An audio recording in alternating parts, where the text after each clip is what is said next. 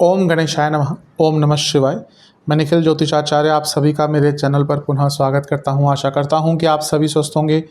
महादेव की कृपा आप सभी पर सदैव बनी रहे। ये वीडियो तुला यानी कि लिब्रा के लिए बहुत महत्वपूर्ण है, क्योंकि वीडियो है मई 2024 के मासिक राशिफल के बारे में। कैसा रहेगा मई का महीना तुला के लिए।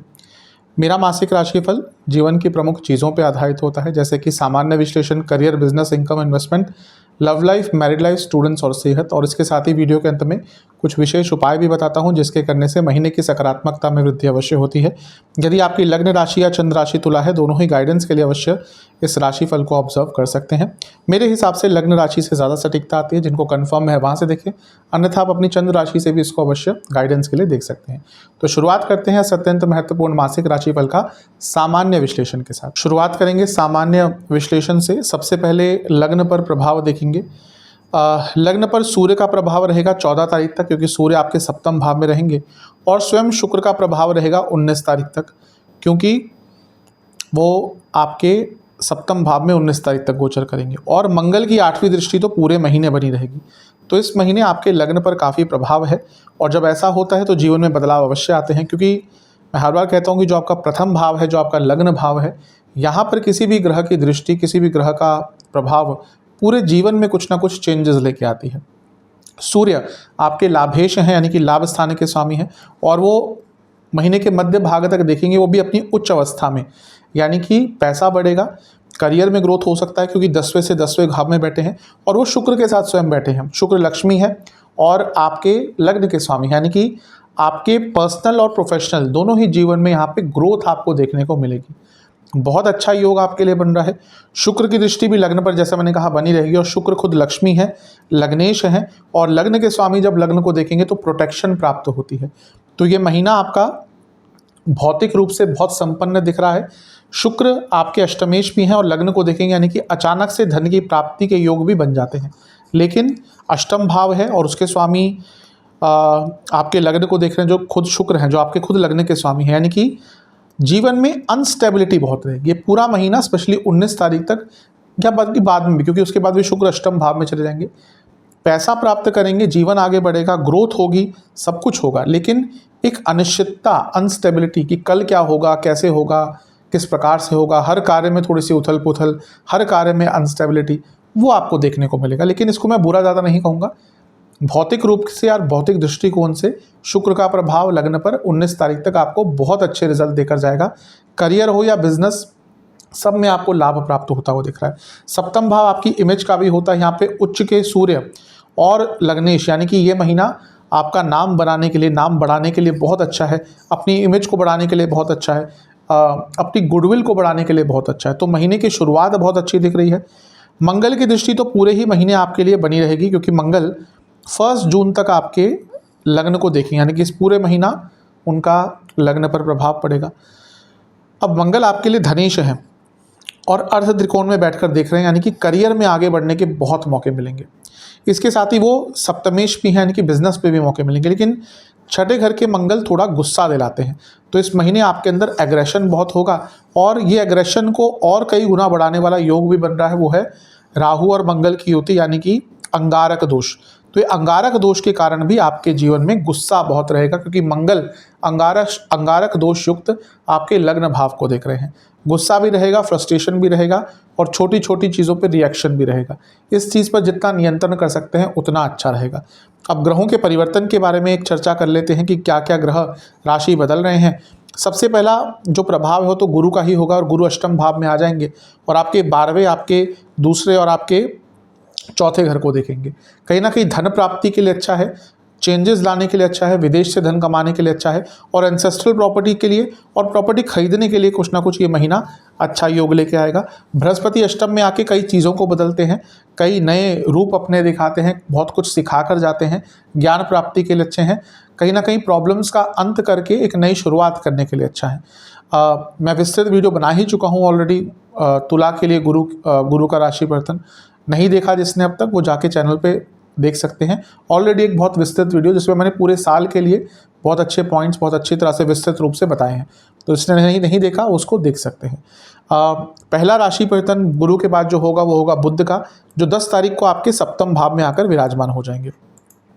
अब देखिए ये आपके लिए एक तरह से अच्छा है, क्यों? क्योंकि बुध जो है वो आपके भाग्येश है, यानी कि भाग्य स्थान के स्वामी हैं, और वो पिछले 1.5 महीने से थोड़ी सी बुरी अवस्था में चल रहे थे। पतित भी थे, छठे में भी थे, नीच के भी थे, वक्री भी थे।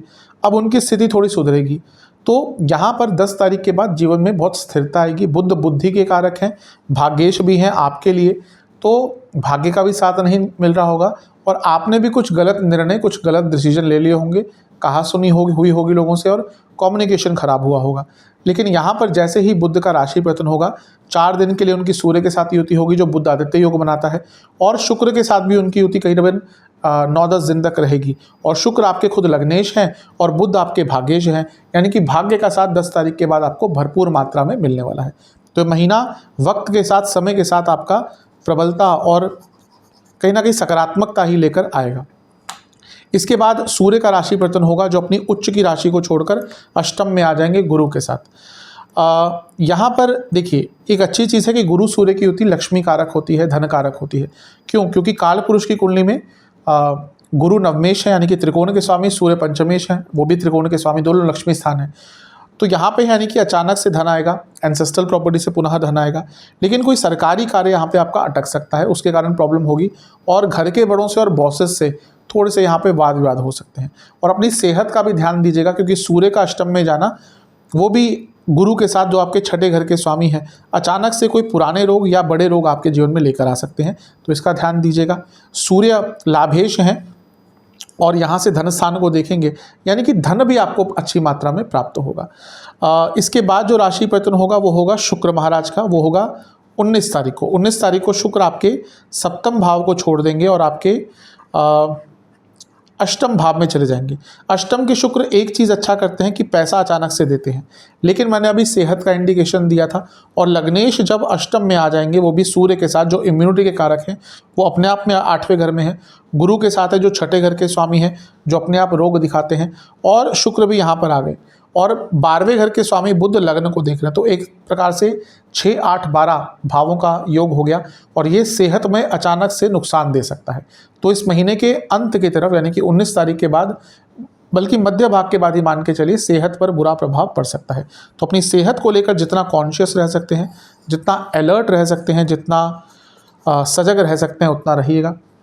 बाकी ग्रहों की बात कर लेते हैं थोड़ा बहुत। शनि आपके पंचम में बैठे रहेंगे और आपके योग कारक है। और अब जैसे मैंने कहा कि अब शनि का एक अच्छा स्वरूप दिखेगा, तो बहुत सारे अपूर्ण कार्य आपके इस महीने से पूर्ण होने शुरू होंगे। केतु 12वें घर में है, हाँ थोड़ा ये अवरोध का काम करते हैं, चीज़ों को रोकते हैं, लेकिन आध्यात्मिक सुख और आध्यात्मिक चेतना बहुत बढ़ा देते हैं। और अब क्योंकि गुरु भी देख रहे हैं, तो ये महीना आध्यात्मिक दृष्टिकोण से बदलाव आपके जीवन में लेकर अवश्य आएगा। राहु मंगल की युति, ये अंगारक दोष जो बहुत और स्ट्रांग हो जाएगी 10 तारीख के बाद, क्योंकि बुध यहाँ पर आ जाएंगे। इससे थोड़ा बच के भी रहेगा, लेकिन इसका अच्छा प्रभाव भी है। छठे भाव में ऐसा दोष बनना, यानी कि व्यक्ति के अंदर संकल्प शक्ति, प्रैक्टिकलिटी और प्रॉब्लम सॉल्विंग कैपेसिटी बहुत बढ़ जाती है। लेकिन इसके साथ, जैसे मैंने शुरू में कहा था, गुस्सा भी आएगा और ऊर्जा बहुत बढ़ जाएगी, और उस ऊर्जा को आप आराम से संचालित नहीं कर पाएंगे। और सप्तम से 12वें में है, यानी कि मैरिड लाइफ पर भी इसका थोड़ा सा बुरा प्रभाव पड़ सकता है, उसके बारे में चर्चा करेंगे। लेकिन अदरवाइज ये अंगारक दोष आपके जीवन को बहुत स्थिरता तो नहीं कहूँगा, लेकिन ऊर्जा अवश्य दे सकता है। कुछ विशेष प्रेडिक्शन मेरी तरफ से, ये महीना अथॉरिटी का है। कहीं ना कहीं आप अथॉरिटी का आपके अंदर अथॉरिटी बहुत रहेगी, अपने आप को लेकर कॉन्फिडेंस बहुत रहेगा। भाग्य साथ देगा, अध्यात्म भी बढ़ेगा जैसे मैं बता ही चुका हूँ, लेकिन कम्युनिकेशन पर काम करना पड़ेगा। अपनी मानसिक या कहीं अपनी स्पिरिचुअल हेल्थ का ध्यान दीजिएगा। आज के टाइम में स्पिरिचुअल हेल्थ नहीं है अगर आपकी, तो आप जीवन में खुश नहीं रह सकते। इस महीने इंट्यूशन बहुत अच्छी रहेगी, अपनी स्किल्स को डेवलप करने का मौका मिलेगा, लेकिन थोड़ा सा ईगो कम रखिएगा, क्योंकि ऐसा लग रहा है कि कुछ ऐसी बातें कह देंगे, बोल देंगे, कर देंगे, जिससे थोड़ा सा लोगों को हर्ट कर सकते हैं, और उससे ये ऐसा उनको लग सकता है, उनके मन में ऐसी भावना आ सकती है कि आपके अंदर ईगो बहुत है, और इसके कारण प्रॉब्लम हो सकती है। कई खोए हुए मौके इस महीने प्राप्त होंगे। किसी से अगर संबंध बिगड़ गए थे व्यक्तिगत जीवन में या प्रोफेशनल लाइफ में, उन चीज़ों को ठीक करने के लिए भी महीना अच्छा है। ओवरऑल जो नेगेटिव चीज़ है ध्यान दीजिएगा, लेकिन महीना तो आपका सकारात्मक ही दिख रहा है। करियर की तरफ चलते हैं। करियर के लिए महीना वैसे देखा जाए तो ठीक ठाक है। दो तीन इश्यूज़ हैं, मैं उसको एड्रेस करूँगा। सबसे पहली चीज़ तो 10वां भाव है, इस पर किसी का डायरेक्ट इम्पैक्ट नहीं है, किसी भी ग्रह की दृष्टि नहीं है। राहु का प्रभाव कह सकते हैं दृष्टि द्वारा, लेकिन बाकी और कोई ग्रह डायरेक्ट इम्पैक्ट नहीं डाल रहा। 10वें भाव के स्वामी तो आपके चंद्रमा हैं जो बहुत चंचल हैं, तो उनके ऊपर तो हम ज़्यादा ध्यान नहीं देंगे क्योंकि वो तो हम साप्ताहिक राशियों में कवर करते ही हैं। अच्छी चीज़ ये है कि 10वें से 10वें भाव में सूर्य हैं उच्च के और शुक्र हैं लग्नेश। ये महीना प्रमोशन के लिए बहुत अच्छा है, यानी कि अगर आपका इस महीने में अप्रेजल आदि होता है या प्रोसेस अगर जो प्रमोशन आदि का होता है वो इस महीने यानी कि मई में कंडक्ट होता है, तो बहुत संभावना है कि आप आगे बढ़ पाएंगे। क्यों? क्योंकि सूर्य प्रमोशन के लिए बहुत इंपॉर्टेंट होते हैं, सप्तम भाव बहुत इंपॉर्टेंट होता है। तो सप्तम में सूर्य बैठे हैं और उच्च के हैं और लग्नेश के साथ बैठे हैं, यानी कि पद प्रतिष्ठा मान सम्मान बढ़ने के योग हैं। तो ये महीना करियर के लिए स्पेशली प्रमोशन के रूप में, रिकॉग्निशन के रूप में बहुत अच्छा दिख रहा है। इसके साथ ही देखिए 6ठे भाव में बहुत सारे ग्रह हैं। बुध रहेंगे 10 तारीख तक, उसके बाद यहाँ पे आ जाएंगे। और 6ठा भाव अर्थ त्रिकोण है और ये आपका करियर में कितना आपका पावर है, अथॉरिटी है, स्किल्स है, वो भी दर्शाता है और आप कितने कॉम्पिटिटिव हैं। तो इस महीने कार्य क्षेत्र में आगे बढ़ने के भी आपको मौके मिलेंगे, लेकिन कंपटीशन बहुत फेस करना पड़ेगा। यानी कि आपको अपने कलीग से, बाकी लोगों, बल्कि प्राप्ति तो आपको होगी, आप आगे बढ़ पाएंगे, करियर को आगे लेकर जा सकते हैं, लेकिन बहुत ईजी नहीं रहेगा। हर चीज़ के लिए कंपटीशन, हर चीज़ के लिए थोड़ा सा अवरोध आपको झेलना पड़ेगा। बहुत आराम से आगे बढ़ने के मौके नहीं मिलेंगे, लेकिन अगर हम संभावनाओं की बात करें तो इस महीने आगे बढ़ने की संभावनाएं बहुत ज़्यादा हैं आपके करियर में। बुध आपके सप्तम भाव में आ जाएंगे और क्योंकि वो 10वें से 10वां भाव है तो इम्पोर्टेंट स्थान है। ध्यान बस ये दीजिएगा कि अगर आपका कार्य कुछ ऐसा है जिसमें कम्युनिकेशन बहुत करते हैं तो अपने कम्युनिकेशन पर ध्यान देना। दूसरा अपने कंडक्ट पर, यानी कि आप कैसे अपनी बॉडी लैंग्वेज को दिखाते हैं। प्रोफेशनलिज्म बहुत इंपॉर्टेंट है। आप घर में कैसे भी हों, लेकिन ऑफिस में प्रोफेशनलिज्म बहुत इंपॉर्टेंट होता है और इसी प्रकार से अपने प्रोफेशनलिज्म पर ध्यान दीजिएगा, क्योंकि दिख रहा है कि जब बुध यहाँ पर आएंगे हो सकता है थोड़ा अनप्रोफेशनल आप हो जाएं और उसके कारण आपकी इमेज पर प्रभाव पड़ सकता है। न केवल अपने बोलने के तरीके पर, अपनी पूरी बॉडी लैंग्वेज पर भी आपको बहुत ध्यान देना है। सूर्य अष्टम में आ जाएंगे 14 तारीख को, शुक्र आ जाएंगे 19 तारीख को और ये 10वें से 11वां भाव है। जो लोग जॉब चेंज करने का विचार कर रहे थे और उनको कोई अच्छा अपॉर्चुनिटी नहीं प्राप्त हो रही थी, अचानक से शायद महीने के अंत में कोई बहुत अच्छी अपॉर्चुनिटी उनके लिए आ सकती है। ओवरऑल महीना अच्छा है करियर के संबंध में। ध्यान बस ये देना है कि मंगल राहु अकेले हो जाएंगे 10 तारीख के बाद, तो ये जो अंगारक दोष है ये कार्य क्षेत्र में गुस्सा बहुत दिलाएगा, तो आपकी कई लोगों से बहस इस महीने हो सकती है।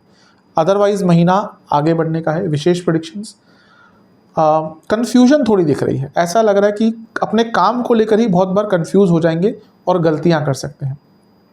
मैंने इमेज खराब होने की बात करी है, थोड़ा ध्यान दीजिएगा, क्योंकि काम के कारण अगर इमेज खराब होती है तो वो ज़्यादा प्रभावी या ज़्यादा नकारात्मक होती है। हर काम को समय अनुसार कीजिएगा, ना ही ज़्यादा जल्दी, और डिले तो बिल्कुल मत कीजिएगा। पुरानी गलतियां बहुत दोहराएंगे, जो करते आ रहे हैं वो इस महीने भी करेंगे। और ऐसा होता है कि आप बार बार एक गलती करते हैं तो शायद ऑफिस पे भी या प्रोफेशनल लाइफ में भी उसको एक्सेप्ट नहीं किया जाता, उस पर ध्यान देना है। गाइडेंस की थोड़ी आवश्यकता है, लेकिन ये अवश्य दिख रहा है इस महीने की कोई बहुत अच्छा मौका जो आपके करियर को एक नया पाथ दे सकता है वो आने वाला है। ओवर एक्साइटमेंट से बचिएगा और कभी कभी थोड़ा डिटैचमेंट की फीलिंग रहेगी कार्य क्षेत्र में, वहाँ पे अपने आप को थोड़ा पुश कर कर आगे बढ़ना है। महीना ओवरऑल देखा जाए तो ठीक ठाक है। बिजनेस, व्यापार, बहुत अच्छा महीना है, बहुत ज़्यादा शुभतापूर्ण महीना है। 2 कारण है इसके, बल्कि 3-4 कारण है कहे तो। सप्तम में एक तो सूर्य रहेंगे 14 तारीख तक और उच्च की अवस्था में रहेंगे, और वो लाभेश हैं, यानी कि लाभ स्थान के स्वामी, यानी कि बिजनेस में पैसा भी आएगा, बिजनेस आगे भी बढ़ेगा। स्वयं लग्न के स्वामी राजयोग बनाकर बैठे हैं शुक्र, जो आपके अष्टमेश भी हैं, यानी कि सप्तम का धन भाव या सप्तम की वृद्धि, और सप्तम से दूसरे घर में गुरु आ गए, यानी कि बिजनेस में पैसा भी बढ़ेगा, बिजनेस की वृद्धि भी होगी। तो ये महीना बिजनेस के संदर्भ में तो आपका बहुत शुभता लेकर आ रहा है, बहुत पूर्णता लेकर आ रहा है। अगर हम आगे भी ऑब्जर्व करें तो सूर्य यहाँ पे आ जाएंगे अष्टम में, जो बिजनेस के लिए, बाकी चीज़ों पे बुरा प्रभाव पड़ सकता है लेकिन बिजनेस पे अच्छा प्रभाव पड़ेगा। तो मैं कहता हूँ ज्योतिष में एक ग्रह शायद एक एरिया में अच्छा दे प्रभाव, लेकिन दूसरे एरिया में शायद बुरा प्रभाव दे सकता है। ज्योतिष बहुत डायनामिक है कि हर रोज़ जहाँ पे चीज़ें बदल सकती हैं, हर दूसरे दिन चीज़ें बदल सकती हैं, इसलिए जो प्रभाव है वो हर ग्रह का अच्छा और बुरा दोनों होता है। जहाँ पे एक और अच्छा होगा दूसरी ओर बुरा हो सकता है। शुक्र भी यहाँ पे आ जाएंगे तो ये धनकारी महीना दिख रहा है, यानी कि पैसा बहुत आएगा। आपके बुध भी 10 तारीख को आपके सप्तम भाव में आ जाएंगे, और बुध अगर हम देखें तो आपके लिए भाग्येश है, यानी कि बिजनेस में भाग्य का साथ भी होगा। प्रॉब्लम थोड़ी सी ये है कि जब बुध आपके 10 तारीख में आएंगे यहाँ पे सप्तम भाव में, तो बुध क्या है, 12वें घर के स्वामी है, यानी कि विदेश से लाभ हो सकता है। अगर आपका विदेश का कोई कार्य है संबंधित का लाभ हो सकता है, नो डाउट, लेकिन खर्चे बहुत बढ़ जाएंगे। और सप्तम से 12वें में मंगल और राहु हैं, ये भी बता रहा है कि बड़े खर्चे होंगे। दो प्रकार है इसमें, दो प्रकार की चीज़ें हो सकती है। पहला, या तो आप कोई स्ट्रक्चरल चेंजेस लाएंगे अपने बिजनेस में, क्योंकि आपका कोई कार्य है बड़ा, उसमें आप कोई मशीनरी इंट्रोड्यूस कर रहे हैं, कोई और स्ट्रक्चरल चेंजेस कर रहे हैं, उस पर खर्चा होगा। दूसरा, अगर आपका कोई मशीनरी बेस्ड कार्य है कि हाँ भाई आपने कोई यूनिट लगा रखी है, कोई आपका प्रोडक्शन यूनिट है जिसमें बहुत सारी मशीनरियाँ हैं, तो वहाँ पे मशीनरी में डैमेज हो सकता है। और अगर बड़ी मशीनरीज होती है और उसमें कोई प्रॉब्लम आ गया तो बहुत दिक्कत आती है। पहला, आपका वर्क फ्लो रुक जाता है, आपकी प्रोडक्टिविटी कम हो जाती है, और मशीनरी पे खर्चा जो होता है वो अलग।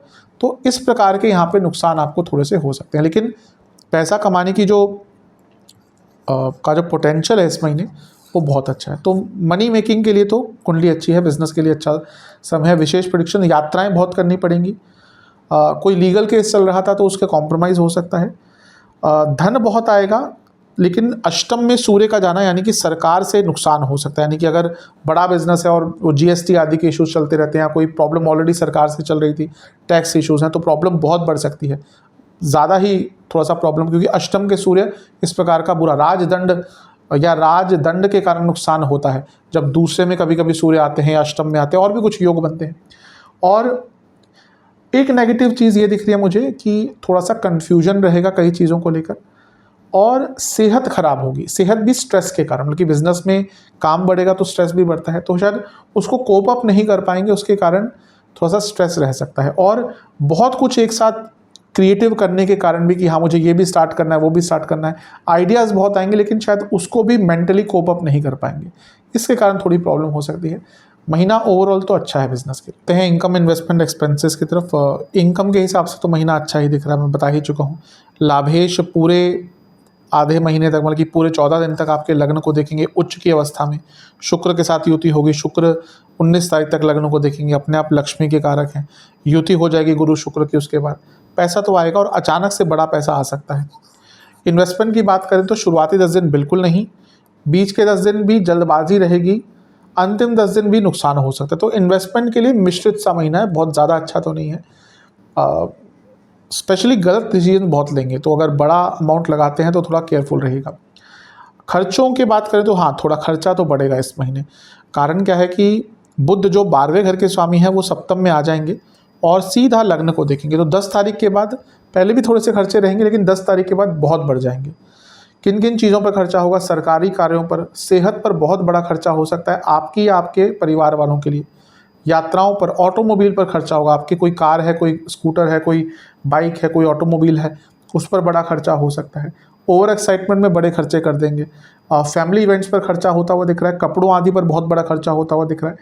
और इसके साथ ही ऐसा लग रहा है कि जो कुछ पुराने खर्चे थे जिनको दबा रहे थे आप, वो भी इस महीने अचानक से खर्चे पूर्ण करने पड़ेंगे। तो इन सब चीज़ों पर, हाँ, फर्नीचर आदि पर या घर के थोड़े से जो इंटीरियर्स होते हैं उस पर भी खर्चा थोड़ा करना पड़ सकता है। तो इस प्रकार के खर्चे थोड़े दिख रहे हैं। चलते हैं लव एंड रिलेशनशिप की तरफ। नो कॉन्टैक्ट सिचुएशन नहीं, चांसेस ऑलमोस्ट निल हैं कि बातें दोबारा स्टार्ट हो पाएंगी, बहुत कम चांसेस हैं।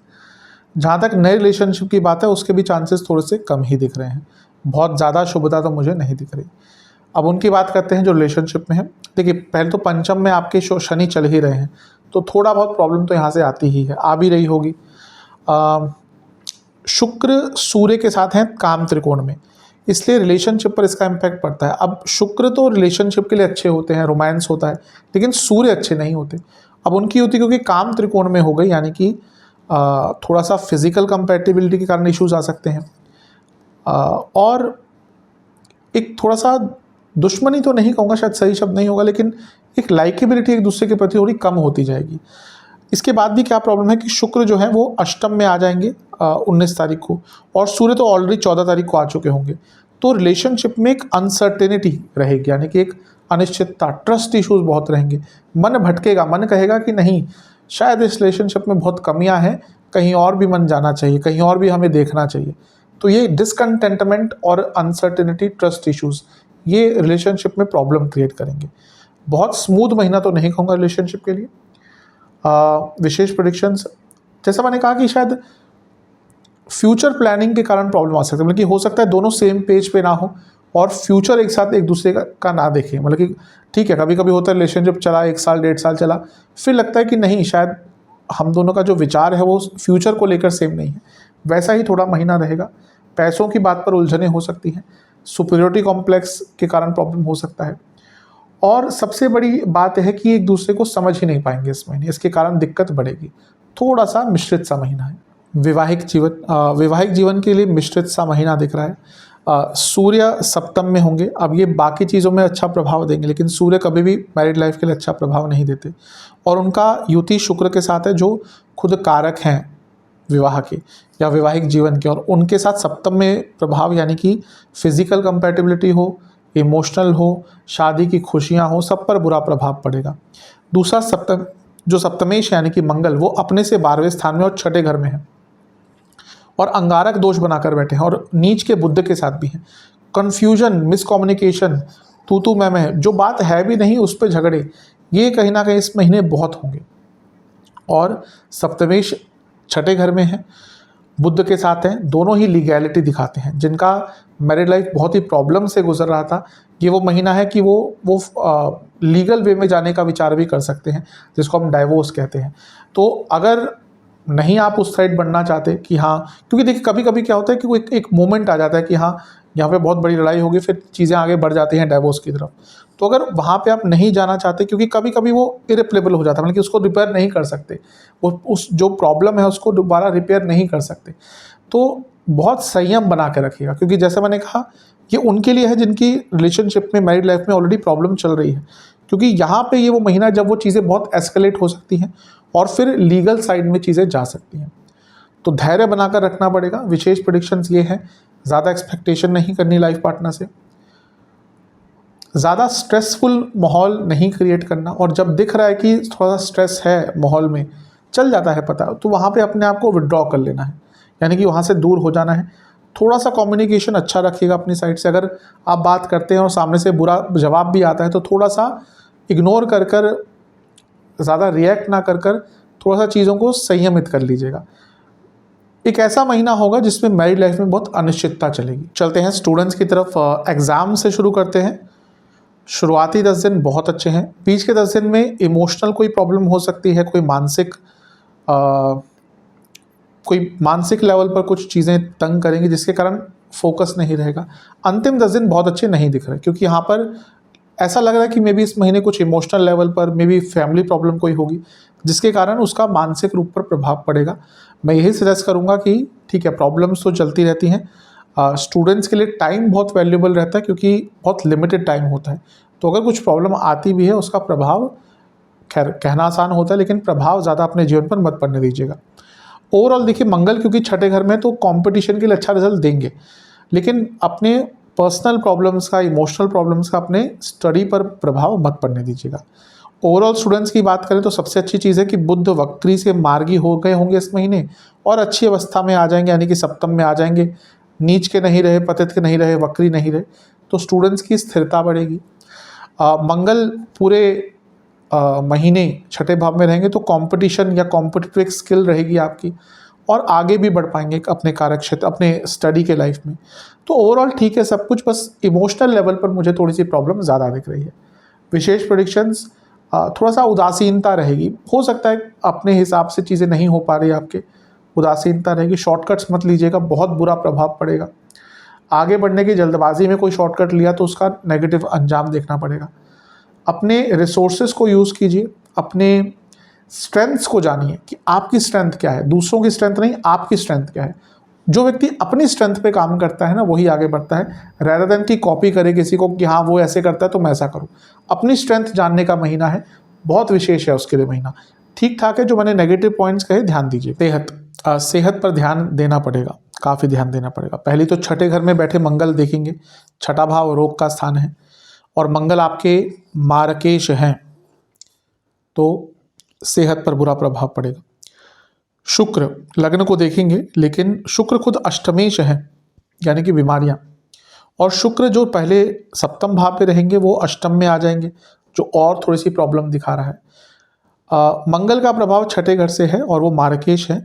इस महीने इंजरीज के भी योग हैं, छोटे मोटे एक्सीडेंट्स का हुआ बात या इंजरीज की बात हुई तो उसका भी योग है। तो वाहन चलाते हैं या कोई ऐसा रिस्क वाले चीज़ या ऐसे कार्य मत कीजिएगा, क्योंकि इंजरी के योग इस महीने हैं, छोटे मोटे एक्सीडेंट्स के योग हैं।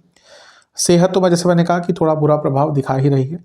क्या क्या प्रॉब्लम ज़्यादा तंग करेंगी? Sleep disorder, hormonal problem, ENT, skin disorders, BP, जिनको बीपी के प्रॉब्लम है, हाई बीपी स्पेशली, इवन तुला वाले हैं तो इनको लो बीपी भी तंग करता है कभी कभी, वो प्रॉब्लम रहेगी। और इसके साथ ही इन्फेक्शंस, फूड इन्फेक्शंस बहुत इस महीने खाने पीने पर बहुत ध्यान दीजिएगा। शुरुआती जो 10 दिन है इसमें नसों के रोग, पीठ के रोग, हड्डियों के रोग और आंखों के रोग तंग करेंगे। बीच के 10 दिन में बहुत केयरफुल रहेगा जिनको हृदय का कोई रोग है, प्रॉब्लम बढ़ सकती है, चेस्ट की प्रॉब्लम रह सकती है और कफ रोग बढ़ सकते हैं। जो अंतिम 10 दिन है इसमें सर का रोग, हार्मोनल प्रॉब्लम, नींद ढंग से ना आना, कोई ग्लैंड से संबंधित जैसे पिट्यूटरी ग्लैंड है, थायराइड ग्लैंड है, इनसे संबंधित रोग तंग करेंगे। आगे की बात करते हैं। किसी भी दुर्गा मंदिर में कुछ दुर्गा चालीसा की पुस्तकें, एक मीठा पान और एक नारियल, दुर्गा चालीसा की पुस्तकें दान करनी है। माता को जाकर एक मीठे पान और नारियल का भोग लगाना है और वहाँ पर बैठकर आपको दुर्गा चालीसा का 4 बार पाठ करना है। आशा करता हूँ वीडियो काम आएगा। चैनल पर नए हैं, सब्सक्राइब कीजिए, वीडियो को लाइक कीजिए। मिलता हूँ अगली वीडियो में, तब तक के लिए ओम नमः शिवाय।